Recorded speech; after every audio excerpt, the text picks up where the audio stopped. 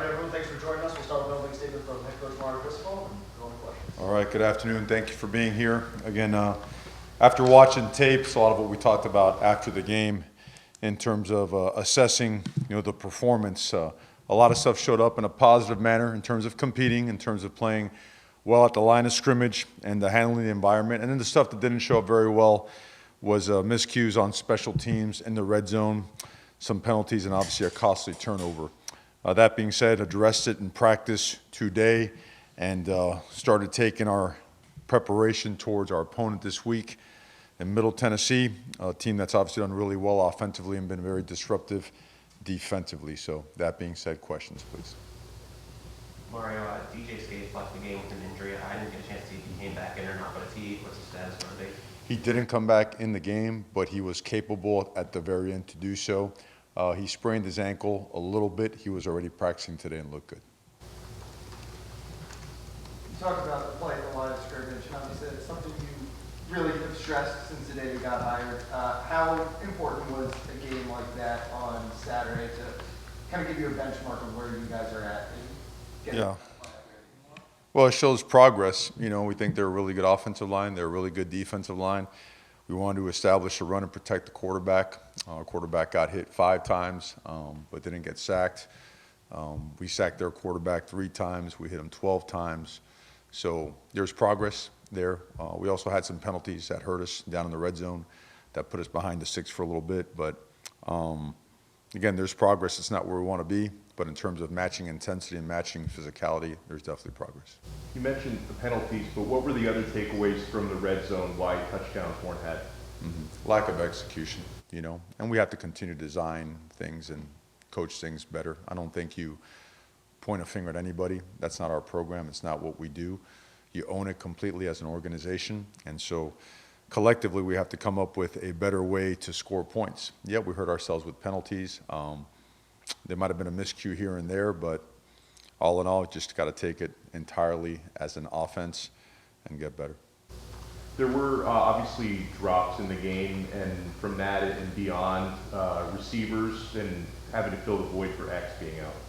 Yeah, we threw the ball 41 times. I think there were 21 completions. We had, I think, 6 or 7 drops.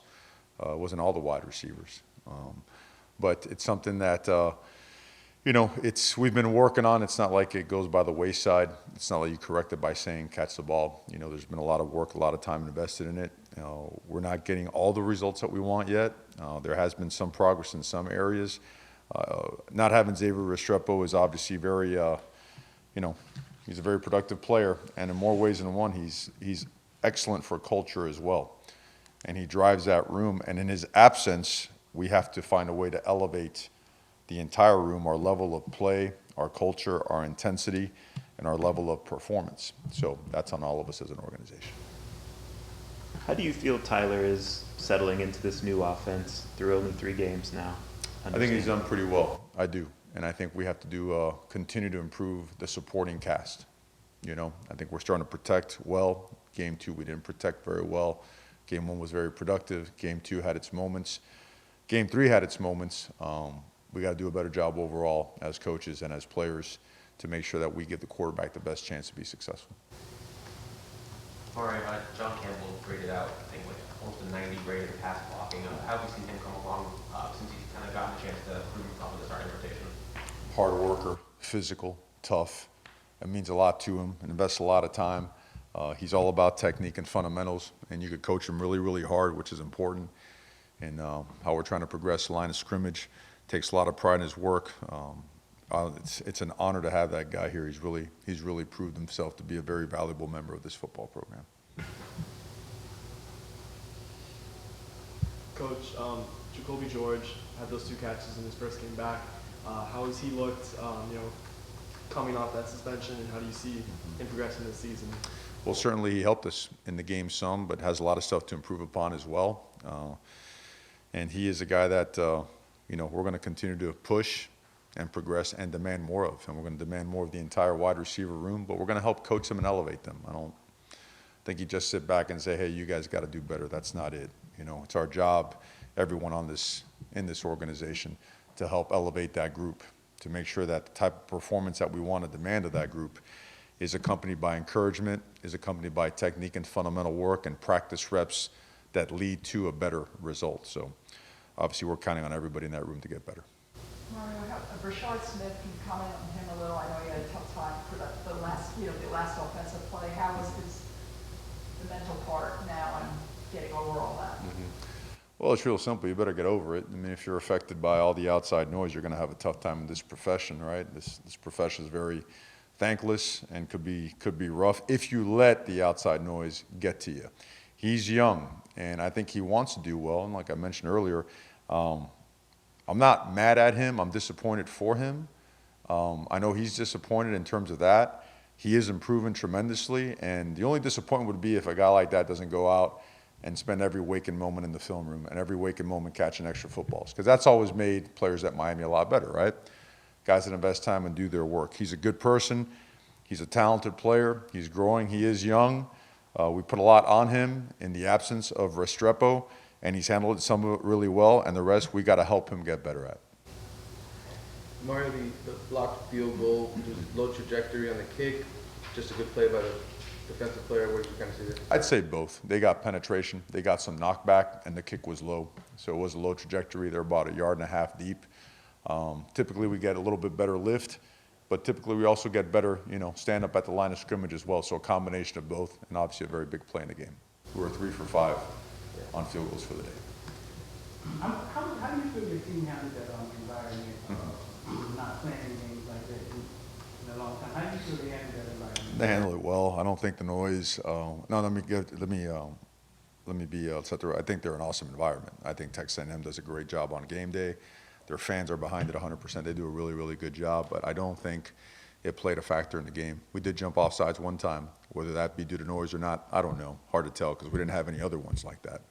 But in terms of handling the environment, I thought they did really well. And especially at the line of scrimmage, I thought those guys, they handled it really well. And we're going to have to get better because we're going to play other talented teams in the conference. And one of the biggest messages to our team is because we played a tight game on the road and gave ourselves a chance to tie or win at the end, doesn't automatically mean you're going to play well going forward, right? A lot of lessons to be learned, and you can't get better, right, unless you legitimately look at your mistakes and learn from them. And you certainly can't get better if you keep living in the past. So we got to shake this off, right, and get to work and get better at the things that make practice elite. Practice has been good, and it's been getting better. We got to make practice elite. Mario, the receiver rotation, you got a lot of guys in there obviously getting snaps, but at any point, is there a thought to paring it down? Maybe that'll help Tyler with his timing, et cetera, getting passes out to guys, or do you like having sort of a deep, group to go with? Like having the best guys on the field. And until we find out who that is, we got to keep trying whatever we need to get those guys on there. We're not there yet. That's obvious. You watch ball. What do we need to improve? We need to improve there. And we need to improve there quickly. And I think we have the capability to do so. And we have to continue to be really, really good leaders and really good coaches and find ways to make guys better and find ways to make it work so we can improve and have a better offensive performance. 9 points for us is not acceptable. Coach, can you kind of defensively, 3 games in, where your group is and maybe the biggest improvement from game 1 till now? If we can solve our issues in the first drive of the game, we can say that we're doing some really good things defensively. I feel like, 3 straight games, right? Drive number 1 has been something that's been a bit of an issue, but I think the entire defense is really, they're in a good place mentally in terms of adapting to this style, playing assignment football. In fact, most of the missed tackles, almost 66% of them, were due to us jumping out of a gap, trying to make a play instead of working our assignment. So our numbers could be even better. But I think you see the progress week after week of we're getting better at tackling, right? Our missed tackles were due to jumping out of a gap and creating a monster hole.